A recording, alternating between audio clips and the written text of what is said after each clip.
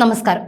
സ്വർണം കട്ടവനാരപ്പ എന്ന പാരഡി ഗാനത്തിൽ സമാധാനം പോയ CPM-ന് അടിക്കടി ദുരന്തങ്ങൾ മാത്രമാണ് ഉണ്ടായിക്കൊണ്ടിരിക്കുന്നത്.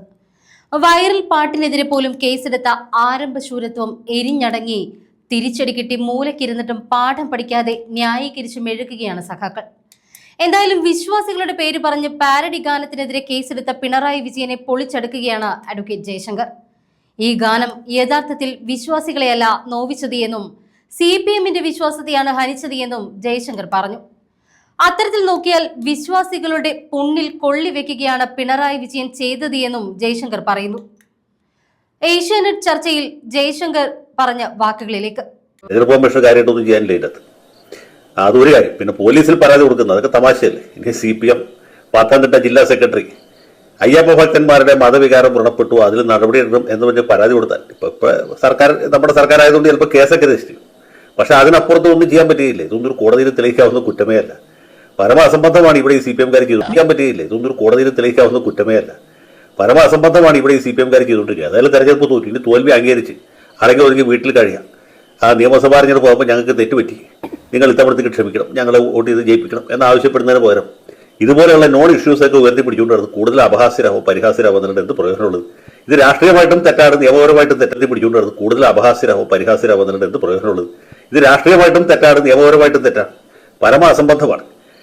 ഒരു കാരണവശാലും നിലനിൽക്കാത്ത പരാതിയാണ്. മാത്രമല്ല ഈ പാട്ട് ഇതിനു മുമ്പ് കേൾക്കാത്ത ആൾക്കാർ കൂടി ഇപ്പം ഇത് കേൾക്കല്ലേ.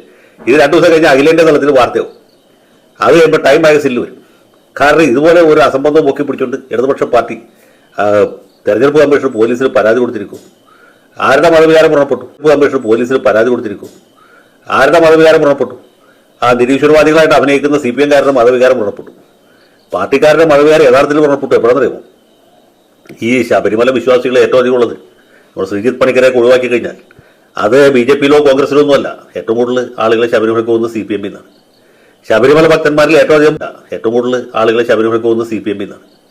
ശബരിമല ഭക്തന്മാരിൽ ഏറ്റവും അധികം ഉള്ളത് CPM-കാരുമാണ്. CPM-ൽ ഏറ്റവും അധികം ഉള്ളത് അയ്യപ്പ ഭക്തന്മാരുമാണ്.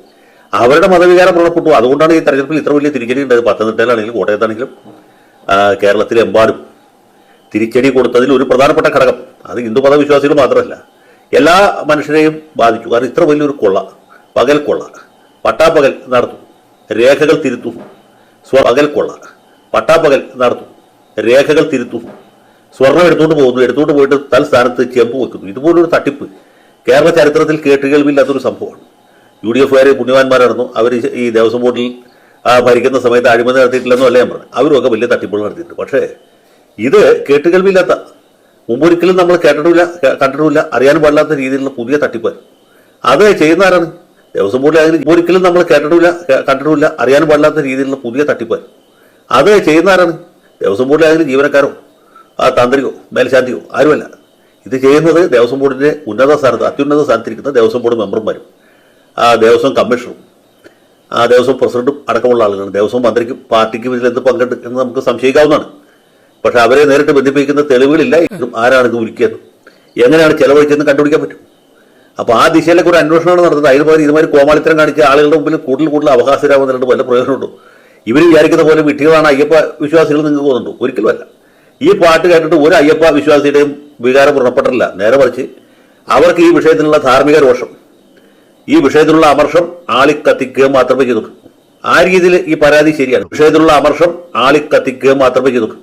ആ രീതിയിൽ ഈ പരാതി ശരിയാണ്. കാരണം ഈ ശബരിമലയിലെ സ്വർണ്ണപ്പാളികൾ മോഷണം പോയതിൽ ഈ നാട്ടിലെ ഈശ്വര വിശ്വാസികൾക്ക് അല്ലെങ്കിൽ അയ്യപ്പ വിശ്വാസികൾക്ക് നേരത്തെ തന്നെ അമർഷമുണ്ട്, രോഷമുണ്ട്. ഈ പാട്ട് കേൾക്കുമ്പോൾ സ്വർണം കെട്ടവരാരപ്പ സഖാക്കളാണ് അയ്യപ്പ എന്ന് കേൾക്കുമ്പോൾ ഒറ്റ കേൾവിൽ തന്നെ അതിന്റെ ആശയം മനസ്സിലാവും. അത് VD സതീശന്റെ രമേശ് ചെന്നിത്തലയുടെ അപ്പ എന്ന് കേൾക്കുമ്പോൾ ഒറ്റ കേൾവിൽ തന്നെ അതിന്റെ ആശയം മനസ്സിലാവും. അത് VD സതീശന്റെ രമേശ് ചെന്നിത്തലയുടെ എല്ലാ പ്രസംഗങ്ങളെക്കാളും എഫക്റ്റീവാണ്. അത് വളരെ പോയിന്റഡ് ആയിട്ടുള്ള അറ്റാക്കാണ്. ഇത് കേൾക്കുന്നവന്റെ ഹൃദയത്തിൽ ഇത് തുളഞ്ഞു കയറും. അപ്പോൾ പാട്ട് എഴുതിയവനോടോ പാടിയവനോടോ ഈണം പാടുന്നവരോടോ അല്ല വിശ്വാസികൾക്ക് അമർഷമുള്ളത്. ആരോടാണ്? സ്വർണ്ണക്കട്ട ആൾക്കാരോടാണ്. N വാസുവിനോടാണ്. അമർഷമുള്ളത് ആരോടാണ്? സ്വർണ്ണക്കട്ട ആൾക്കാരോടാണ്. N വാസുവിനോടാണ്, മുരാരി ബാബുവിനോടാണ്, പത്മകുമാറിനോടാണ്, ഇവരെയൊക്കെ സംരക്ഷിക്കുന്ന കാരണഭൂതനോടാണ്.